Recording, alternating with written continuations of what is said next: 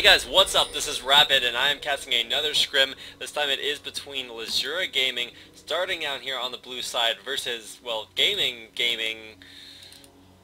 on the purple side. So if you haven't heard about these guys yet, they did play really well in the last Go for LoL Cup. So did a really good job there, and I believe they play most of those. So if you want to see more from them, you can go ahead and check out Go for LoL. I'll try to do as much casting as I can for that, hopefully bringing you a lot more games from both of these teams. Ted Stickles is actually just gonna run out into the mid and try to get a little bit of a scout to see which side of the jungle Gaming, I'm just gonna call him GG, decides to invade.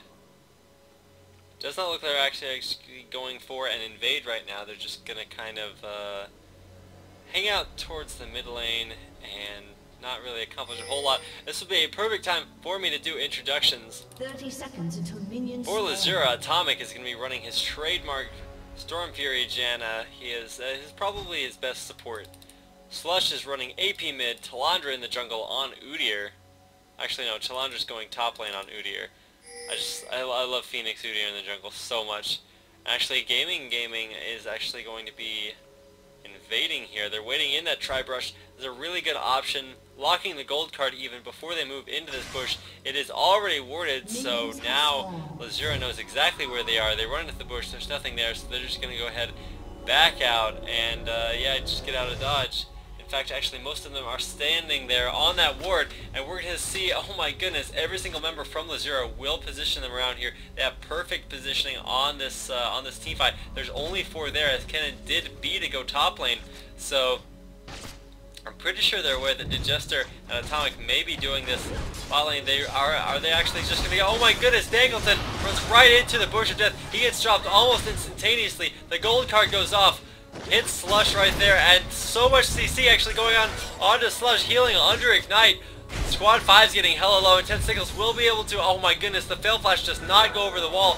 Forced to burn both summoners, and will she actually be able to get out alive? She does not have boots, whereas, oh my goodness, Ted Stickles does.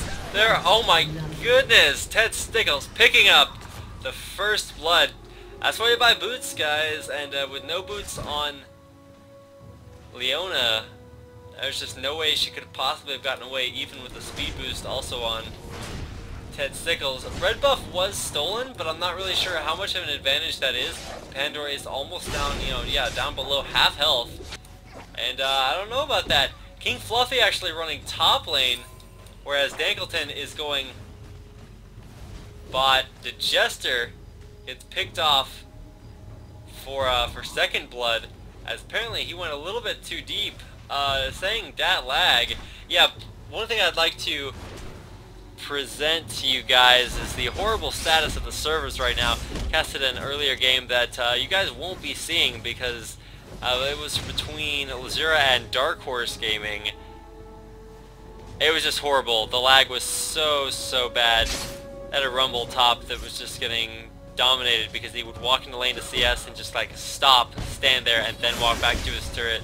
And that was capitalized on really heavily by the opposing team. So lag is a major issue, guys. So if you see like major derps like DeJester just had walking into the bottom turret, please bear with us. I believe Riot just released the new Master Yi skin, which has been having all kinds of interesting effects on the servers. King Fluffi doing a pretty good job harassing down Telandra. He will heal with that turtle stance active, so it's going to make it a lot better for him. King Fluffi actually leveling to 4 before Telandra. Looks like he is kind of zoning him out there, knowing that he does have a level advantage. But now that things are even, we'll see Udyr start to push back once the wave kind of comes towards his side. PandAura just trying to get his jungle farm up. Shyvana such a strong jungler, and before this game started, we had some discussions about counter jungling, and then with the Shyvana pick for Ted Stickles, he's going to be looked to doing as much of that as humanly possible. He's going to get the blue timer, actually blue just now there, so no actual presence there, and he is just going to get out of this scot-free. One of the things that made teams like M5, who are heavy on counter jungling, good is that their entire team was able to come down there and support. DeJester having all kinds of lag issues Atomic doing an absolutely wonderful job keeping DeJester alive. He is having a lot of problems right now. Picked up for second blood, and yeah, no action top lane, but we will see a gank coming in here by PandAura. Will he be able to get anything onto Slush? Slush gets hit by a card. He's gonna dash in there off on top of Slush. The stun is not good enough. Exhaust goes out. The stun is good from TF. The burst goes off. The ignite is good, and the damage from PandAura is gonna be enough to allow Dankleton to pick up the kill there. King Fluffi actually coming down from top lane and picks up that kill as well, so really good use of teleport, going to that ward and able to pick up yet another kill on DeJester. So this is 3-2 right now in favor of Gaming. So King Fluffy's just going to stick around here. If he can get some lucky shuriken hits, he may decide to go in on Ted Stickles, even though he is really close to turret. Lots of laughing coming out here, so apparently Atomic thinks something is funny.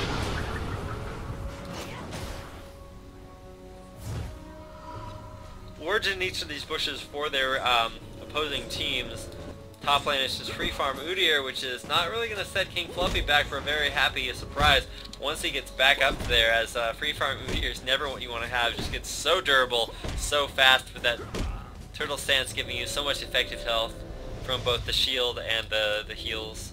So King Fluffy running back in the lane already has his Hex Tech picked up, so that is a major contribution to Kennen's build. Once you have that, it's kind of like having level 9 on Vladimir. You just heal through basically everything and are able to sustain just ridiculously well. Kennen, not one of those champions you can pick up Catalyst on for sustenance, so you really have to go for more of the aggressive option by healing off of doing damage instead of just healing off of levels. Ult goes off from Twisted Fate. Twisted Fate will actually teleport in here on Atomic, gets both of his nukes off, but with Ted Stickles waiting right there, will Squad 5 be able to save him? Leona has not hit level 6. Dankleton would most certainly go down. The heal coming off on Atomic, so he will be able to get out of there alive, but DeJester doing such a good job dishing out just enough damage so that Atomic did have to go back there, and with the protection of both Slush and Ted Stickles, they will be able to start this dragon. So all 5 alive for Lzuruha, and this will be their dragon for sure. So should have said for sure. Rhymed, made me sound so epic and or retarded. Anyways, PandAura is just going to back off, keep going through his jungle route, try to get ahead in levels. Has not hit 6 yet, whereas top lane, which is really what you want to go use as your guideline for your leveling process, is already 7 for King Fluffy. So having contributed in those ganks bot lane, that and picking up that kill did get him quite a nice advantage, 54 CS to 41, so already have 10 CS, and one of the marks of good Kennens. And we'll just study King Fluffy here a little bit more, as I don't think there's going to be any other action going on in the map, is that good Kennens will utilize their AD, 77 AD for King Fluffy. We cannot see exactly how much of it is bonus, if he went ahead and picked up those 3 bonus points in AD from the offensive mastery. But good Kennens will not only just try to build up their stuns, try to attack with stunned auto attacks, but they will use that auto attack to harass so effectively. Actually, bot lane, Atomic could not get out there in time, and right as I try to do some heavy analysis, it's like, no dog, you have to focus on the action. So hopefully DeJester won't provide any more of that, as he knows Leona is waiting in that bush. Just kind of taunting them right now. Squad 5 comes out of the bush and just continues the massive trolls bot lane. Looks like Twisted Fate is having no problem at all last hitting. He's just going to lock another card to be able to pick up that, yeah, there we go. Gets the kill on the cannon minion, so Wave is going to counter push back out into mid. They know there's a ward there, so there's not going to be any sort of sneak attacks through the jungle by Ted Stickles, but PandAura is the one who's got all the ward coverage. Look at this ward coverage right now for Gaming. They have one right there by Wraiths, one in the river, and one guarding the entrance to Lzuruha's jungle. So excellent warding top lane. The ward just now dying for them bot. We'll see if Atomic decides to go, and actually it was the Squad 5 who needs to go reward this, as yeah, Gaming's ward coverage is really, really solid top lane, but bot lane it's all about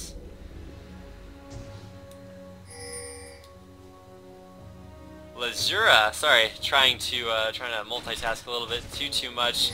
Ted Stickles is not spotted running back up there to mid lane, so he won't be able to get a successful gank up. But most of the action, well, I was saying that because I saw two icons on top of one another, expecting some action top lane, but no, health bars are pretty safe for just about everybody on both teams. A little bit low mana mid, but Twisted Fate will be able to heal all that back up with nothing but blue cards, which sounds fair once you think about it. You know, basically infinite mana on an AP carry, doesn't need blue buff, has built-in cooldowns. Seems pretty good to me. Ahri, not that lucky, is going to be able to go over here and pick up a blue buff for himself. Doesn't benefit so much off of that mana regen, but such a cooldown-centric champion. I know when she first came out, pretty much everybody would just get Morellos because they really wanted that CDR. And now you pretty much just do it with blue buff and build straight, either straight AP, just for like the burst caster that she can be with her ult, or you just go more of a Cassiopeia-esque sustain type build. Ted Stickles is waiting behind the minion waves. He is planning on ghosting in there, but now that the wave is pushing, Telandra's going to hold it up there, take just enough damage to bait King Fluffi in here. We have a full rage stacks Ted Stickles, not able to go in there. But actually PandAura goes again in the meanwhile, so we may see an epic counter jungle right here. King Fluffi is going to push back Ted Stickles as Telandra is just going to go back. So PandAura is actually waiting here to no avail.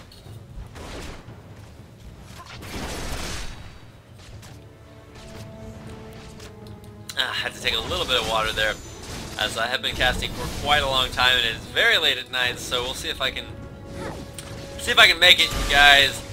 Ted Stickles getting kind of dominated there by King Fluffi, but bot lane, yeah, so much burst going down there thanks to the stun combo from Leona. Not a whole lot Janna could have done there. And let's see, is my curse that I will be watching a lane that has nothing going on. DeJester's actually poking up a little bit too much. He has that ward in the bush, so he will be able to see whether or not Squad 5 is in position to land all that CC. Riven's actually going against Slush mid lane, and I'm not sure if that's a very good lane combo. TF needs to hurry up and get back there. Will he decide to ult to get back? Only if PandAura is in desperate straits. Wave is pushing under the turret, and Slushy knows that with her ult up, she will be able to get out of jail basically free.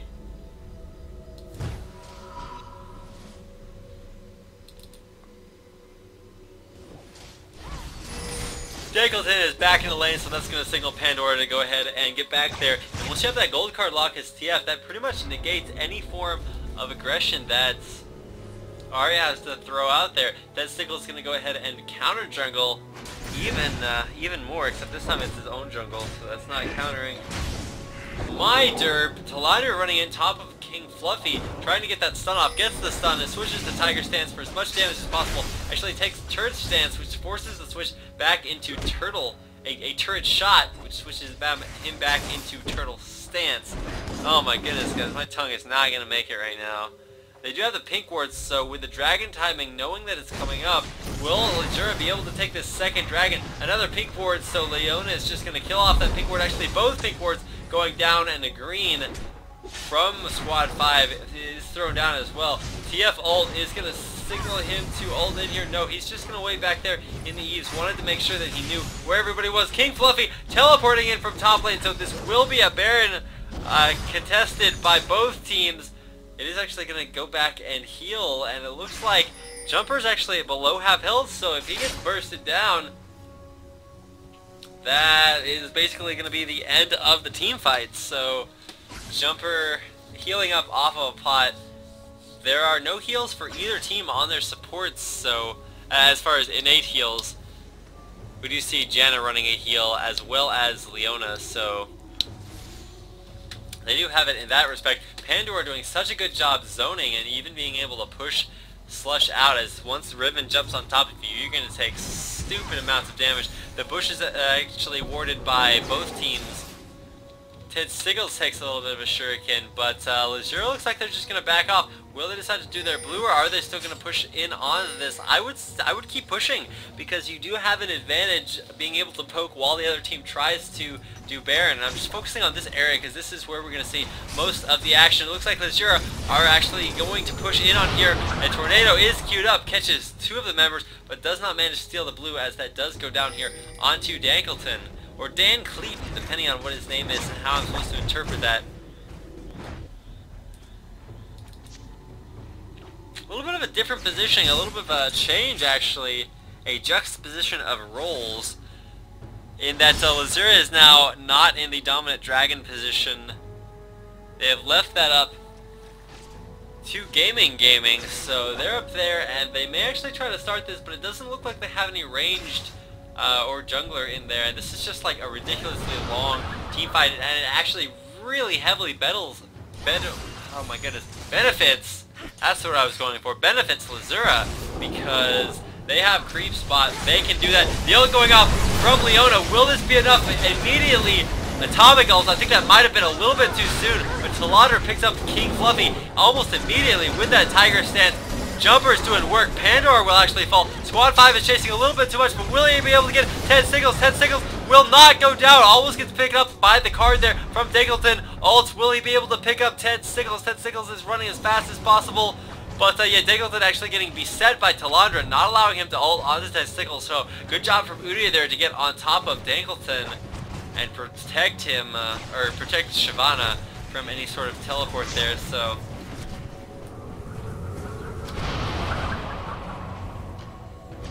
neither team got the dragon, but with 1 kill apiece, I'm going to have to give that... Oh my goodness, actually, yeah, Dankleton getting caught way out of position there. Atomic knowing how to put on that CC and does such a good job at allowing Udyr the chance to get that kill. So I was about to give this exchange to Gaming, as they did pick up the AD carry for just the support. But after picking up Dankleton there, they have definitely brought this back to an 8-7 advantage, and up by almost 2k gold right now, and at 17 minutes in the game, that is a lot. They're going to look to solidify their advantage by taking the second dragon of the game, and once this goes down, you have that solid advantage as you push into the mid game. One of these days, I'm just going to start like saying words that don't mean something, and oh wait, that's actually now.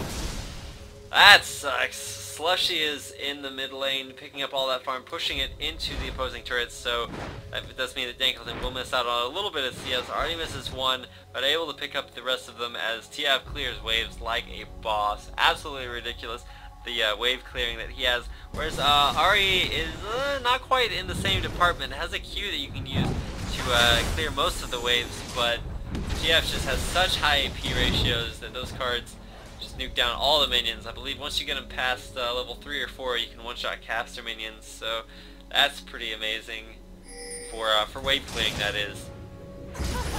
Definitely feel like Ahri has a little bit of everything, able to clear waves, has a little bit of CC with that taunt. And wow, DeJester getting picked up again, so that lag is absolutely horrible for him right now. He is 1-4, and even though the score is 8-8 tied, it's still really, really bad, as you want your AD carry to be farming for as long as possible. And if you've died 4 times, that's a lot of farm you missed. So wisely, the Rays being picked up there by Gaming, not allowing for the counter jungle. I promise I was paying attention to that, and actually I was not. I was busy yawning. But hopefully I'll be able to catch something or other here, as I need to redeem myself right now. Not at the best casting form, but hopefully we'll be able to see things pull it out for both players and myself. So bot lane heavily won by Gaming, as the Lzuruha DeJester. I was about to say DeJester yeah, whatever. Anyways, counter turret being taken top lane, but with 2 down for Gaming, that puts them in such a solid advantage. Shyvana and Slush are trying to push on the turret. They do go ahead and pick that up. So turrets are even in a radially symmetric pattern. If you guys take geometry and know what that is. Shout outs to all the nerds out there, as well as everybody else watching it. But LzH responding by actually taking the third tower of, well, at least for them, fifth tower of the game. So they will take the turret advantage, having taken every single one of the outer towers. And that's just a testament to exactly how strong DeJester's Caitlyn is able to, even with 1 and 4, pick up that turret. Right now Riven is in such gigantic trouble, able to actually get out of there with 30 health. Such an epic escape right there. At0mic doing what he could, but was not enough. CC goes down onto squad 5. He will be forced to get out of dodge. The teleport goes off, but before anything can happen there, Twisted Fate gets a kill. It gets picked off almost immediately. King Fluffi doing so much work there, but as he is beset by Telandra and DeJester, will he be able to get out alive? Yes, it looks like he will. Actually, no, the headshot is going to be enough to pick up the kill, and wisely Telandra backs off, wants to get that kill to DeJester as he needs all the help he can get. Probably could have picked up that kill with Tiger Stance, since that does so much damage. But giving that kill to DeJester,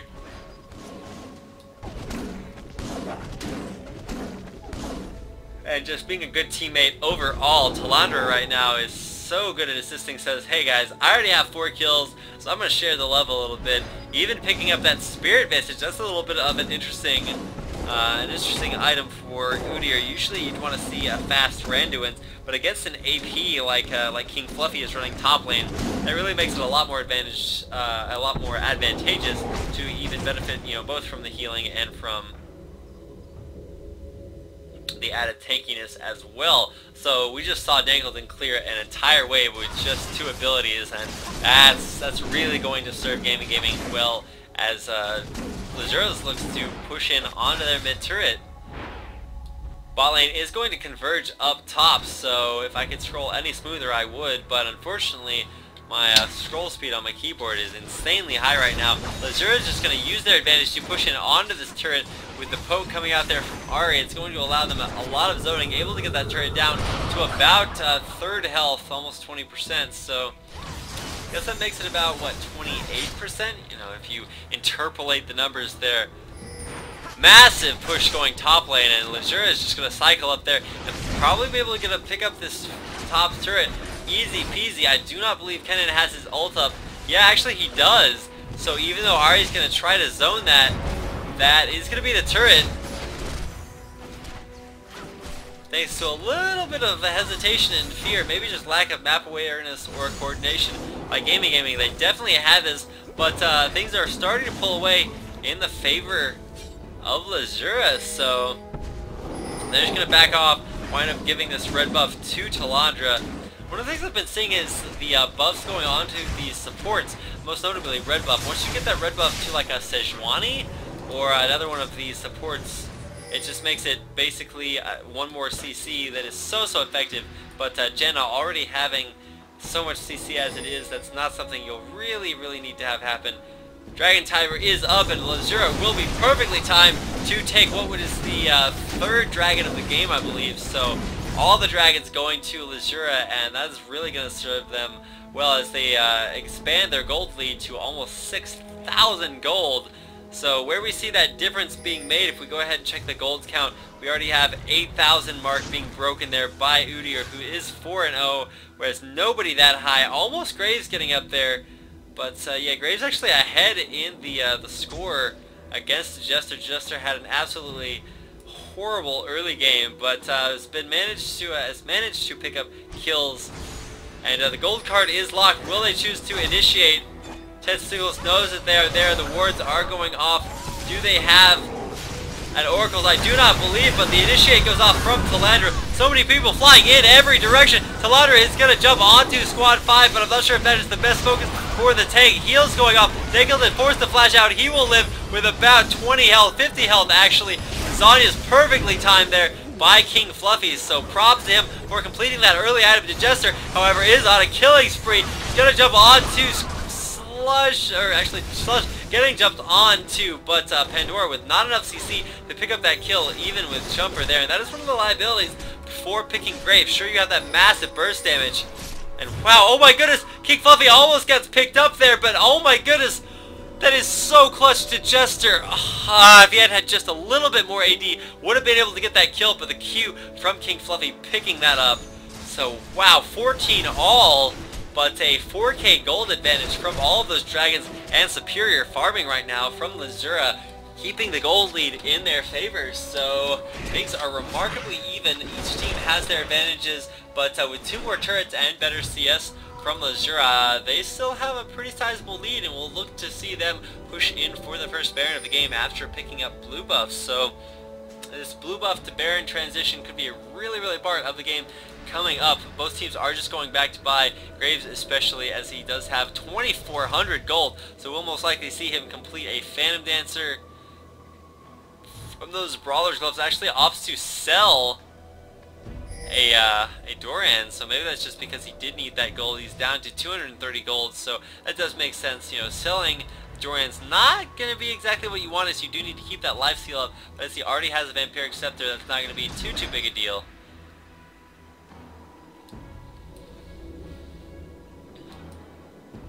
At0mic just going out there, clearing all the wards around Baron, and they're really just going to set up for this.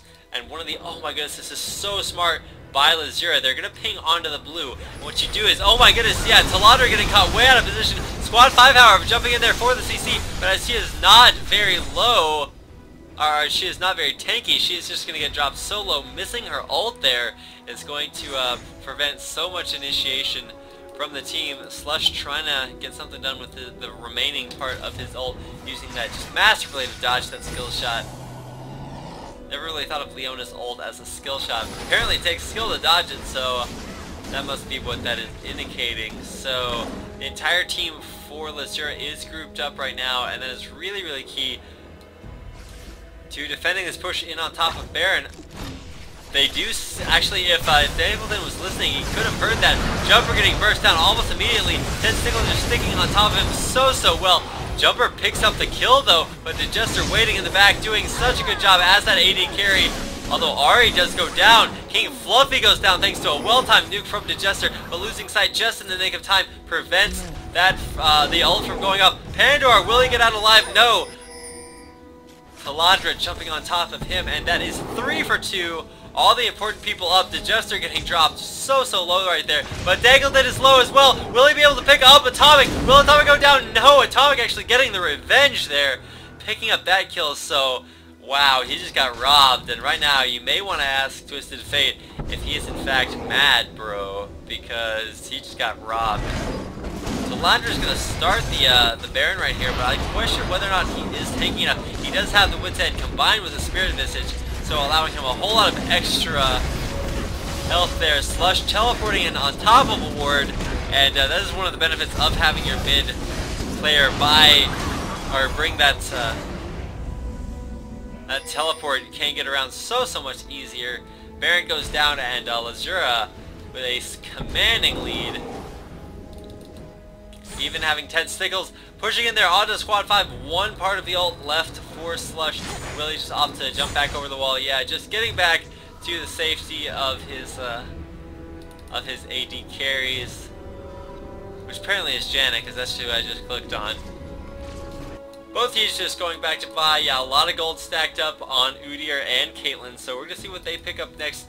Probably just going to be a Phantom Dancer as well, if he hasn't already spent that money. But yeah, Ted Stickles just getting the most of his farm. Once he realizes, well, maybe once he picks up double golems, he will go ahead and go back. He's just pulling him to the side with the nuke. And wow, guys, this is shaping up to be a really close game, but solidly slipping in the favor of Lzura. So I'm really interested to see if Gaming can pull this back, as they're making so many good plays and even having a lot of lag issues for DeJester. I'm not sure if both teams have that lag, by the way. All I know is that DeJester definitely derped out a little bit hard there, giving second blood by just basically walking into the turrets. So, oh my goodness, this is so exhausting, but we will persevere and press onward and upward to seize the prize, or whatever it is that we're working for. most likely just bragging rights in this Scrim series, as I believe Lzuruha is up after having scrimmed, I believe, one other time with this team. So Dragon being picked up there by Lzuruha as well. So with an actual dragon on their team, they are looking to have as many dragons as humanly possible. 4th dragon of the game, I believe that was, going down to Lzuruha. So right now, what we really have to see is them make use of that Baron buff. It gives you just so many more added stats. And yeah, Telandra walking in there is going to be able to pick up the second turret, or the second turrets, actually all of them going down there for Gaming, and it's just looking like Lzuruha is running away with this game. There's not a whole lot that that Gaming can do to push back against us. If they get a good initiate under turret, actually, yeah, they chunk Ted Stickles pretty hard, but with as tanky as he is, already having completed Wits End, Heart of Gold, Phage, Wriggles, and having a Chain Vest, he's not taking a whole lot of damage from basically anything. Double base inhibitors are going to go down. Akali, that's actually Ahri, is going to just zone them out with those Qs.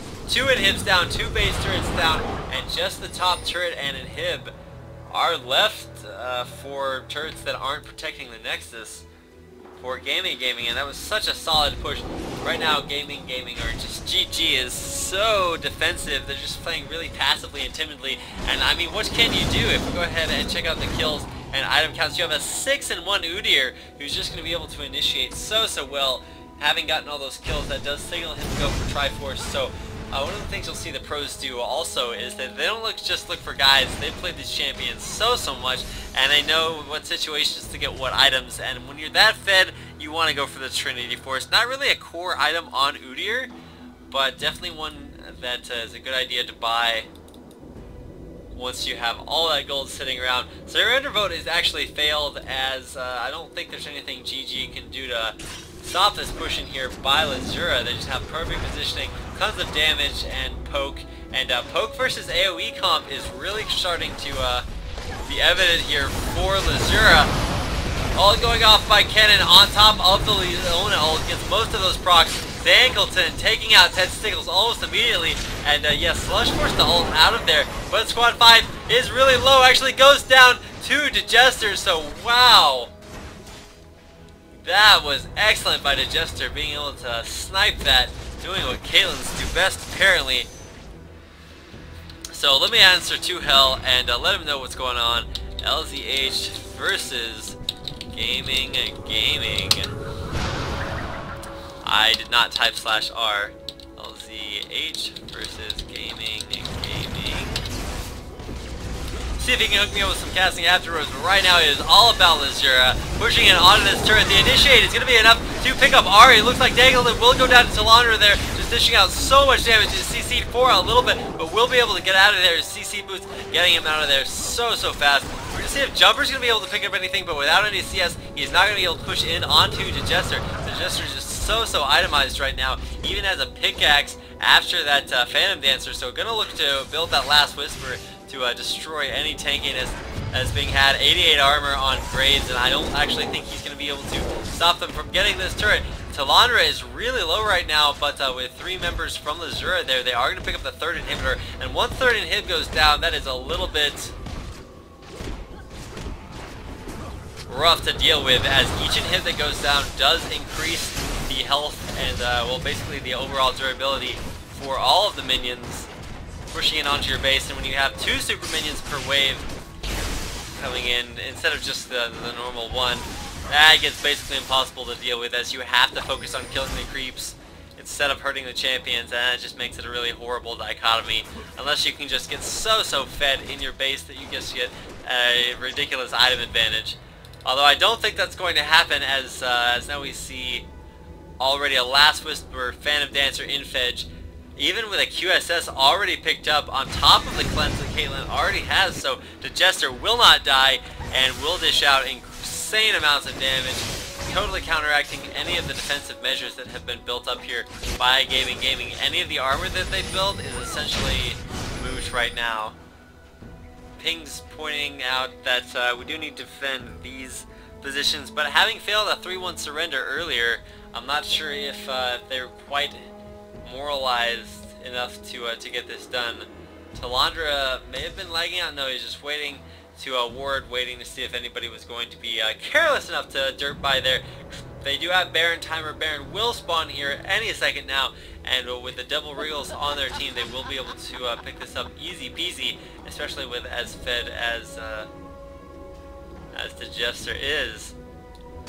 So I'm not gonna lie, I'd really love to cast this game with my eyes closed, but it is just keeping me so sustained on the action. I just don't know what to do. It's like Baron will respawn in about 5 minutes, I believe. Yeah, there it goes, or 5 seconds I meant. And there it dies 5 seconds later. So free dragon, or free, well, I guess they did have free dragons basically all game. Surrendero failing once again, but with 3 inhibs down and Baron on Lzura, there's not a whole lot that they can do right now.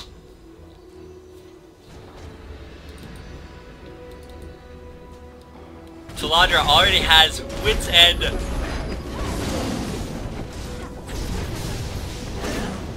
Warden's Mail, Trinity for a Spirit Visage, and he is just so fed. I would call that a completed build. They're just going to push it onto the last inhibitor. That was up for not even 1 creep wave spawn, so they didn't get the benefit of having that down. They are going to push it onto the Nexus turret, force a fight there.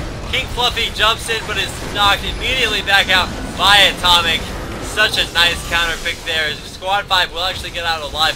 With so many minions pushing in onto these turrets, there's just nothing that they can do. The ult goes off from Caitlyn, but it's not enough to pick that up. Dankleton actually makes it back onto the summer platform, but is lured back off, taunted by that Ahri, and that is going to be the game. So GG's coming out. Well played to Lzura, picking up that win, and congratulations to both teams for playing an absolutely fantastic match. So if you guys liked what you saw, go ahead, thumbs up, like, subscribe, whatever you want to do, and thanks for watching, guys. Peace out.